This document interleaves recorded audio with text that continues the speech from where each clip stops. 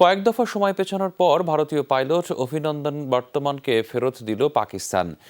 শুক্রবার স্থানীয় সময় রাত 9:30টায় পাঞ্জাবের ওয়াগা সীমান্ত দিয়ে মাতৃভূমিতে ফেরেন উইং কমান্ডার অভিনন্দন। সেখানে তাকে বীরের মর্যাদায় স্বাগত জানান হাজারো ভারতীয় নাগরিক। এর মাধ্যমে দুই দেশের চলমান উত্তেজনা প্রশমিত হওয়ার আশা করছে আন্তর্জাতিক সম্প্রদায়।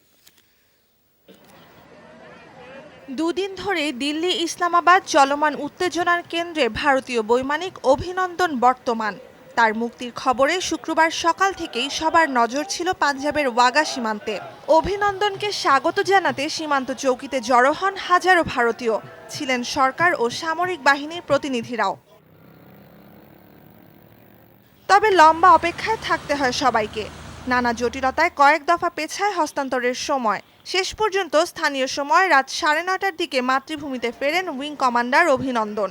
বিশেষ ব্যবস্থায় অতিরিক্ত সময় পর্যন্ত সীমানা খোলা রেখে তাকে বরণ করে ভারত। উইং কমান্ডার অভিনন্দনকে আমাদের কাছে হস্তান্তর করা হয়েছে, আমরা আনন্দিত।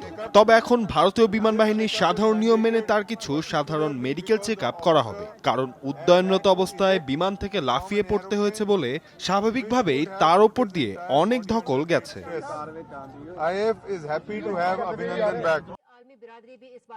বুধবার নিজের MiG-21 ভূপাতিত হওয়ার পর পাকিস্তানি সেনাবাহিনীর হাতে আটক হন অভিনন্দন। অনেকটা চমক দেখিয়ে বৃহস্পতিবার তাকে মুক্তি দেওয়ার ঘোষণা দেন খোদ পাকিস্তানের প্রধানমন্ত্রী ইমরান খান। এরপর শুক্রবার বিকেলে ভারতীয় উইং কমান্ডারকে সীমান্ত এলাকায় আনা হয়, যদিও দু দফায় প্রায় 4 ঘন্টা পেছায় তাকে হস্তান্তরের সময়। দুদেশের যাবতীয় আনুষ্ঠানিকতা ও হস্তান্তরের দাপ্তরিক প্রক্রিয়ার স্বার্থে একটু সময় লেগেছে, তবে হাসিমুখে মাতৃভূমিতে ফিরতে পেরেছেন অভিনন্দন, আর এটাই সবচেয়ে বড় কথা।